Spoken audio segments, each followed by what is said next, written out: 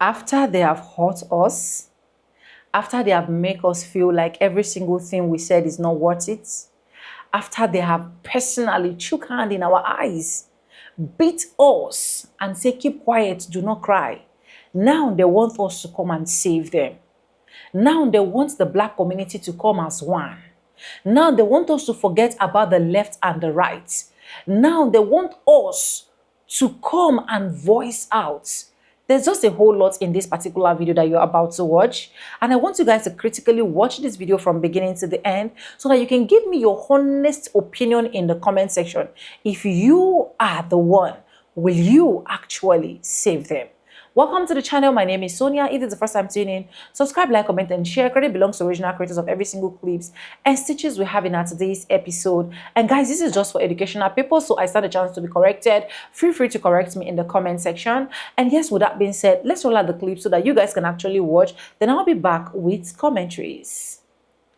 If they don't have nothing else in this life, they're going to have the unmitigated gall, audacity, the caucasity to ask us to come out and fight their battles after they have created this environment, okay? After they have created this whiteness and white insecurity, maskiness, white supremacy, after they have benefited from those systems, they have the unmitigated gall, the caucasity, the audacity to ask black men and women to come and save them. The unmitigated gall, the caucasity to say, we need you. We need y'all to come and fix this. Why would y'all need us to come and fix the racist BS that y'all voted for? How would you fix your no lips, thin lips selves to ask for us to come and fix the very system that y'all created to disenfranchise us? That is pure crazy to me. The disrespect. Talking about it's unfair. No, it's not unfair. It's bad shit crazy for you to fix your no lip having self to get on Beyonce's internet to beg for black men to come out and fix what y'all have created for centuries and centuries. And it's not just black women. Y'all been looking for us since the protests. Where the black people at? Well, we told y'all we was going to be at. Where our ancestors told us to do. Sit down, be quiet, and mind our business. And then here y'all go yet again, trying to call us out. We need y'all to save us. Y'all have never repaired. No reparations.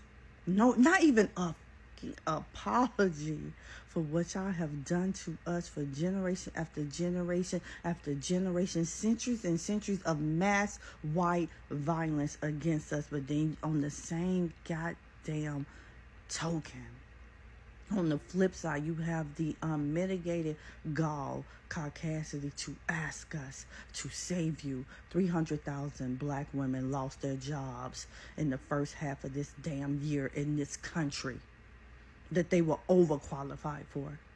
100,000 black women and children are missing in this country. Black men are being strange fruited in this country. There's an occupation in Washington, D.C.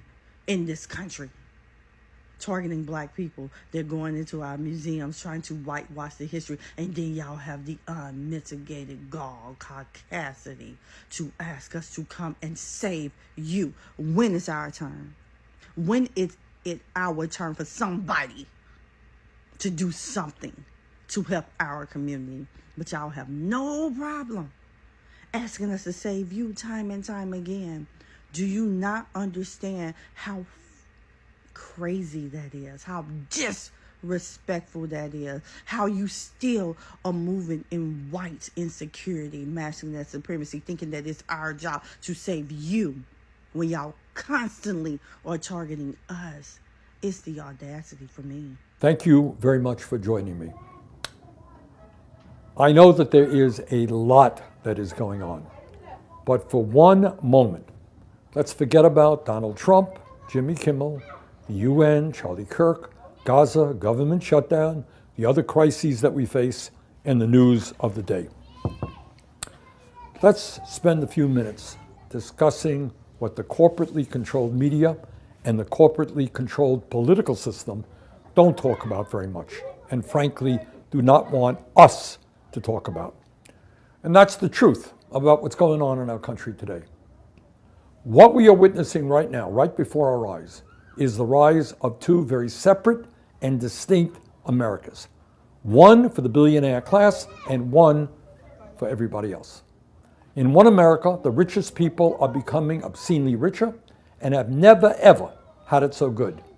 That America is overflowing with unimaginable wealth, greed, and opulence that makes the Gilded Age seem very modest. And then there is a second America, an America where a majority of our people live, and they are trying to survive, paycheck to paycheck, and they are struggling to secure the very basic necessities of life, nothing fancy. We're talking about food, healthcare, housing, education, and other basic needs. The simple truth is that never before in our history have so few had so much wealth and power, while at the same time, so many Americans live in economic desperation. Some examples. In the first America, one man, Elon Musk, the richest man in the world, worth over $480 billion, owns more wealth than the bottom 52% of American households. Yeah, you heard that right. One man owns more wealth than the bottom 52% of American households. After spending $290 million to put Trump back into the White House, Musk has become over $180 billion richer since Election Day. That's a pretty good return on his investment. But that's apparently not good enough for Mr. Musk. In order to keep him motivated as CEO, Tesla's board proposed giving him a $1 trillion pay package if he meets certain goals. $1 trillion. That's Musk. Jeff Bezos, the fourth wealthiest man in the world, has a fortune of $240 billion. He recently sailed to Venice on his $500 million yacht for his $55 million wedding, where he gave his wife a $5 million ring. Mark Zuckerberg, the third wealthiest man in the world, is worth $262 billion.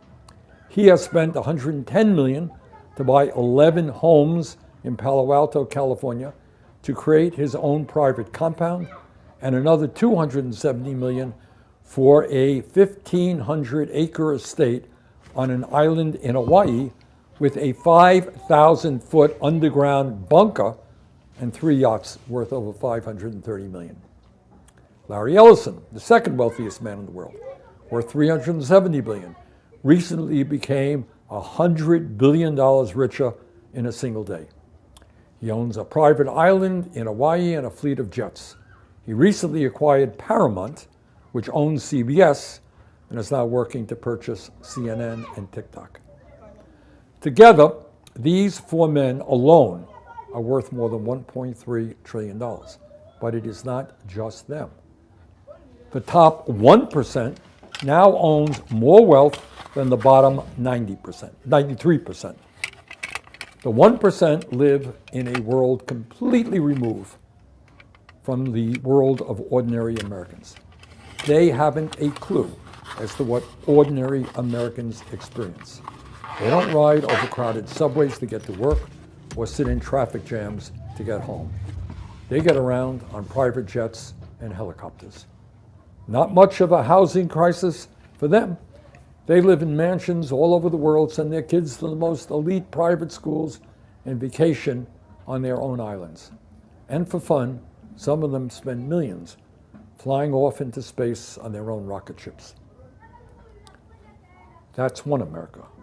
But here is the other America, where the vast majority of our people live. For them, the economy is not just broken, it is in many respects collapsing. In this America, despite a massive increase in worker productivity, real weekly wages for the average American worker are lower today than they were more than 52 years ago. In this America, people are unable to afford a doctor's visit if they're lucky enough to find a doctor. They are paying over half of their limited incomes on rent or a mortgage and are unable to afford the outrageously high cost of childcare or the ability to send their kids to college. In this America, the price of vegetables, fruit, and other healthy foods is beyond the budget for many. For most Americans, the system is not just broken. It is collapsing, and it is increasingly resembling life in the third world. Everyone needs health care. It's not a radical idea. Yet today, over 85 million Americans are uninsured or underinsured, a number that will rise by at least 15 million because of Trump's so-called big, beautiful bill and massive cuts to Medicaid and the ACA. Everyone needs housing. Yet today, nearly 800,000 Americans are homeless, and over 20 million households pay more than 50% of their limited incomes on rent or a mortgage. Now, how do you have any money left over for anything if you're spending 50% of your income for housing? Since the year 2000, average rents have more than doubled, and the median price of a home today has soared to more than $435,000. Everyone needs a decent education. You cannot survive in this world today without a good education. Yet today, our child care system is broken and widely expensive. Many of our public schools are dilapidated with teachers underpaid and underappreciated. And American students are falling behind in math, science, and reading compared to their international peers. College education is unaffordable for millions, and vocational schools are failing to train the workers we desperately need. Everyone wants a secure retirement. Yet nearly half of older workers have no retirement savings and no idea as to how they will ever retire with any shred of dignity or respect. Meanwhile, 22% of seniors are trying to survive on an income of less than $15,000 a year.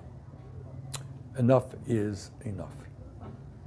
It's absolutely imperative that we understand the reality of what is going on today and the need to bring about the fundamental changes that are required to create a government and an economy that work for all and not just the few. America is not supposed to be a nation run by a handful of unbelievably wealthy oligarchs, while at the same time a majority of our people struggle to afford the very basic necessities of life. That's not what America is supposed to be about. So let us stand together, let us go forward, and let us create the kind of nation that you and I know that we can become. Thank you very much. Let's see about what's going over on MAGA sides, specifically with the farmers in Arkansas.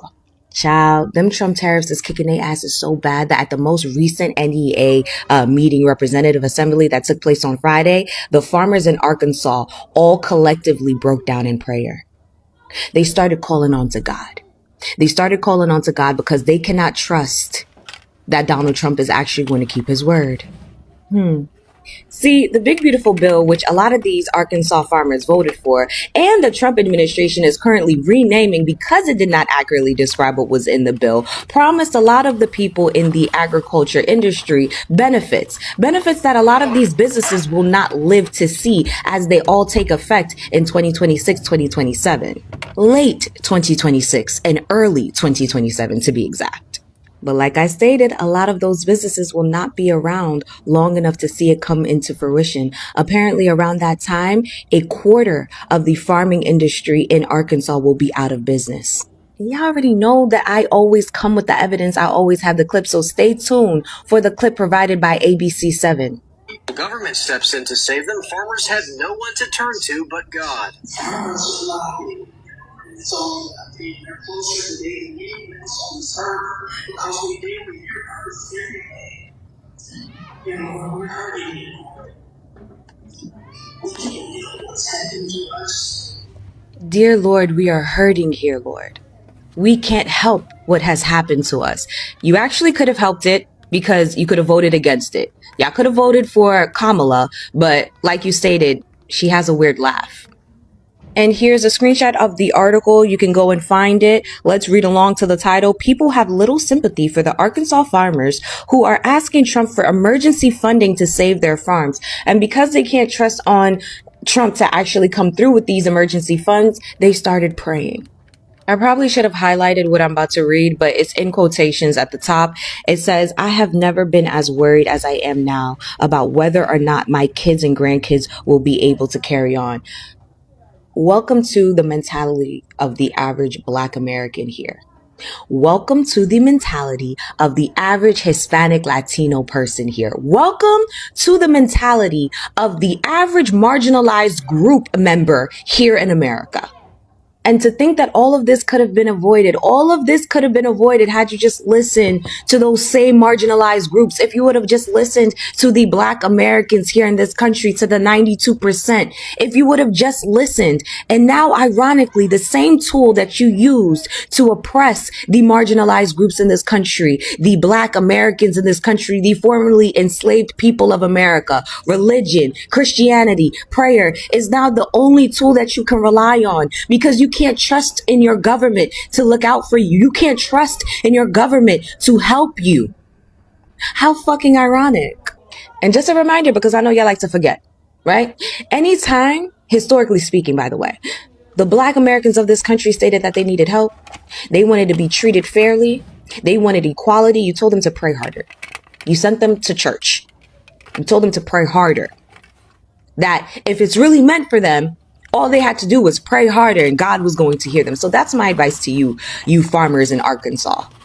Pray harder, okay? Just keep praying. However, I do have a strong inkling that we are not praying to the same gods. I know the God that I pray to. There's only one.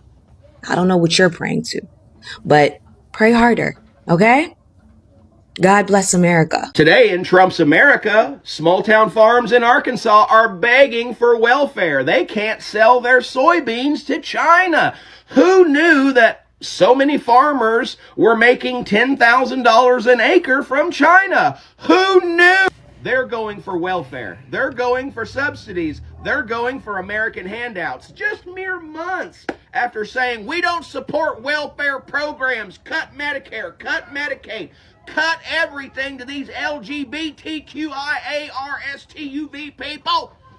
Pull up your bootstraps, Arkansas. Sell something Americans want to buy.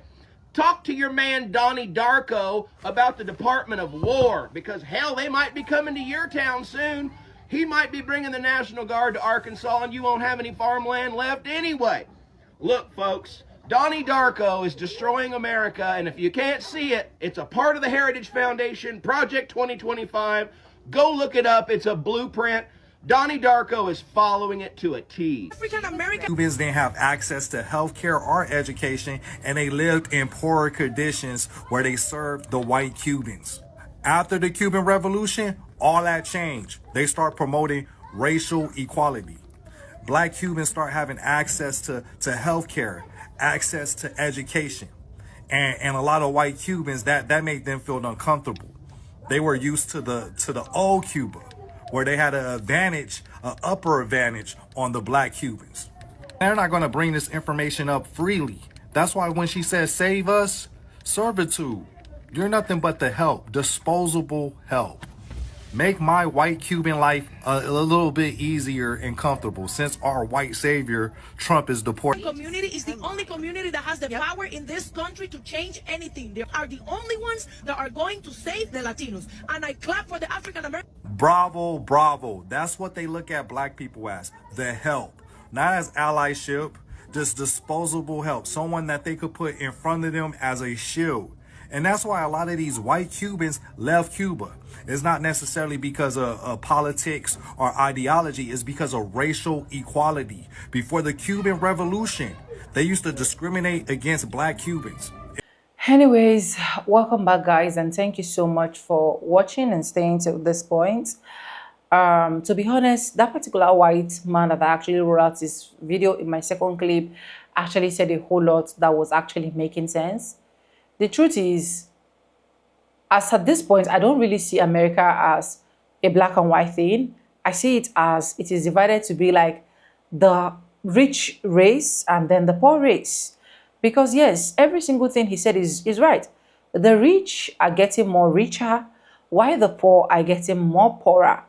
Why? Because a lot of the poor folks do not even sit down to calculate their life and ask themselves questions like, every single time I go ahead to cast my votes, I go ahead to make these people more richer, what have they really done for me? What have I really achieved as an individual? And on a daily basis, you see countries going through all of this mess. And it's a very, very big one. And one thing I always keep telling is, you don't call me to come and help you.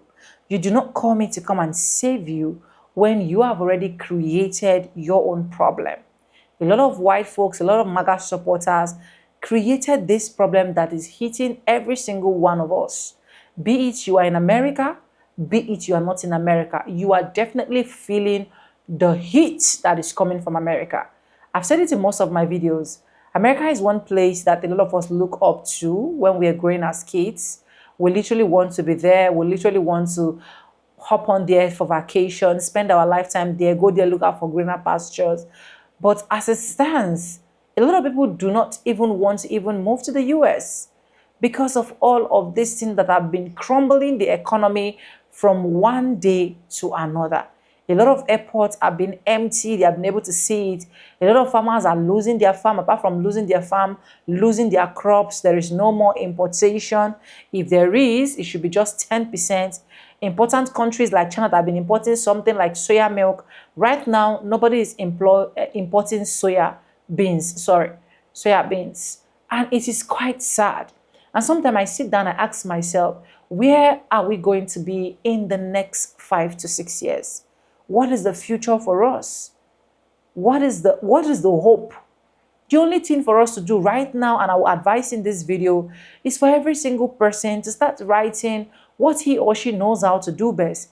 Entrepreneurship, content creating, any field you know that you're very, very good in, you have to look out for a way to make that thing one of the most important that can actually generate wealth for you. Because if you keep waiting and keep demanding for food stamp, EBT, DIE or DEI and so on and so forth, honestly, we are not going to be getting to where we need to get to. We are still going to be making the rich more richer and making the poor more poorer. But anyways, let me know what you guys think in the comment section. If you haven't subscribed, subscribe, like, comment, and share. Credit belongs to the original creator of every clips and stitches we have in today's episode. And guys, with that being said, with no further ado, I'm going to be Simba and I'll see you guys in my next one. For now, bye guys. I love you. Mwah.